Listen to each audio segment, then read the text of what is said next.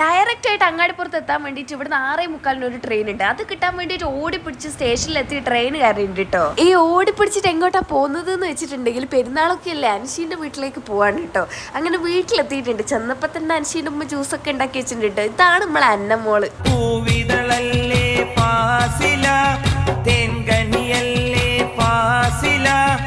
ഞങ്ങൾ ആദ്യം കണ്ടപ്പോൾ തന്നെ എൻ്റെ മൂക്ക് ഇത്തിരി നാണൊക്കെ ഉണ്ടായിരുന്നു. പിന്നെ അതങ്ങോട്ട് റെഡി ആയിട്ടോ. പിന്നെ നല്ലോണം സംസാരിക്കാൻ തുടങ്ങി. ഇനി നേരെ ഫുഡ് കഴിക്കായിരുന്നു കേട്ടോ. അൻഷീൻ്റെ ഉമ്മ ഉണ്ടാക്കി വെച്ച നല്ല ചിക്കൻ ബിരിയാണി ബീഫ് കറിയൊക്കെ ഉണ്ട്. ഇത്രയും നല്ല ബിരിയാണി ഉണ്ടാക്കി തന്ന ഉമ്മാന്റെ മുഖം ഒന്ന് വീഡിയോ കാണിക്കണം എന്നുണ്ടായിരുന്നു. പക്ഷെ ഉമ്മക്ക് മടിയായതുകൊണ്ട് വീഡിയോ എടുക്കാൻ പിന്നെ സമ്മതിച്ചില്ല കേട്ടോ. ഇവിടെ എത്തിയപ്പാണ് പിന്നെ മനസ്സിലായത് ഇവിടുന്ന് നടക്കേണ്ട ദൂരമുള്ള വല്യമ്മേന്റെ വീട്ടിലോട്ട് നിന്ന്. പിന്നെ ഇങ്ങനെ അങ്ങോട്ട് പോകാണ്ട് എന്തായാലും ഞാൻ വന്ന കാര്യമാണ്. പിന്നെ നേരെ അങ്ങോട്ടേക്ക് പോയി. ഇവിടെയാണെങ്കിൽ അധികം നേരം നിൽക്കാനും പറ്റിയിട്ടില്ല. തിരിച്ചു പോകാൻ ഇവിടുന്ന് ഡയറക്റ്റ് ആയിട്ട് 4 മണിക്ക് ഒരു ട്രെയിൻ ഉണ്ട്. എങ്ങാനും അത് മിസ്സായി പോയിട്ടുണ്ടെങ്കിൽ പിന്നെ രാത്രി 8 മണിക്കേ ഉള്ളൂ. അതുകൊണ്ട് റീനയുടെ വേഗം ഞങ്ങൾ അങ്ങാടിപ്പുറം സ്റ്റേഷനിലാക്കി തന്നു കേട്ടോ. പിന്നെ ട്രെയിൻ വന്നിട്ട് ഞങ്ങൾ നേരെ പോയി.